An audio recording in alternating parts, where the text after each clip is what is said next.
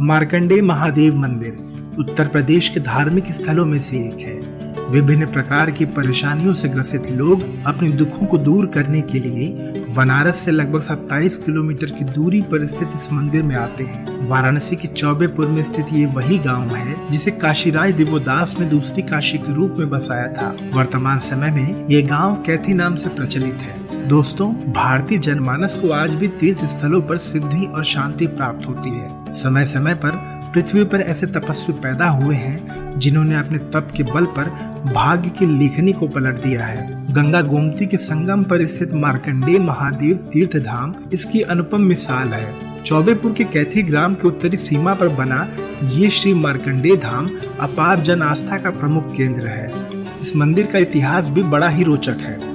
मार्कंडेय महादेव मंदिर से जुड़ी प्रचलित कथा के अनुसार मृकंड ऋषि तथा उनकी पत्नी मरंदती दोनों पुत्रहीन थे।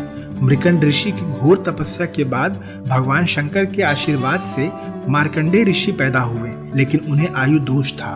बालक को मृकंड ऋषि ने शिक्षा देने के लिए आश्रम भेजा। समय बीतने के साथ बालक की अल्प आयु की चिंता मृकंड ऋषि को सताने लगी। दोनों दंपति दुखी रहने लगे। मार्कंडेय जी को माता पिता का दुख न देखा गया। वे कारण जानने के लिए हठ करने लगे। बाल हट के आगे विवश होकर मृकंड ऋषि ने सारा वृत्तांत कह बताया। मार्कंडेय समझ गए कि ब्रह्मा की लेखनी को मिटाकर जब भगवान शंकर के आशीर्वाद से मैं पैदा हुआ हूँ, तो इस संकट के घड़ी में भी भगवान शंकर की ही शरण लेनी चाहिए। इसके बाद मार्कंडेय गंगा गोमती के संगम पर बैठकर घनघोर तपस्या में लीन हो गए। शिव पार्थिव वाचन पूजा करते हुए उम्र के 12 साल बीतने को आए। एक दिन यमराज ने बालक मार्कंडेय को लेने के लिए अपने दूत को भेजा।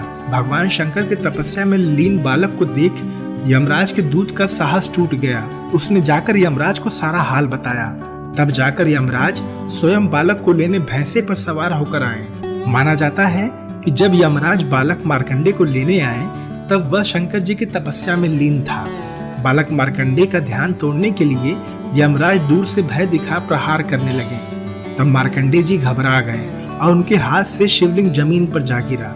शिव पार्थिव गिरते ही मृत्यु लोक से अनादि तक शिवलिंग का स्वरूप हो गया।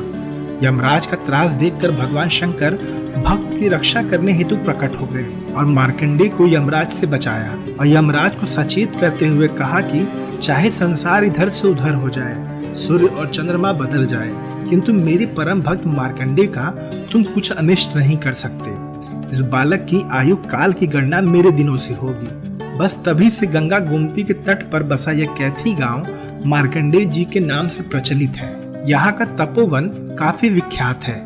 यह गर्ग, पराशर, श्रृंगी, उद्याल आदि ऋषियों की तपोस्थली रहा है। इसी स्थान पर राजा दशरथ को पुत्र प्राप्ति के लिए श्रृंगी ऋषि ने पुत्रेष्टि यज्ञ कराया था, जिसके परिणाम स्वरूप राजा दशरथ को पुत्र प्राप्त हुआ था।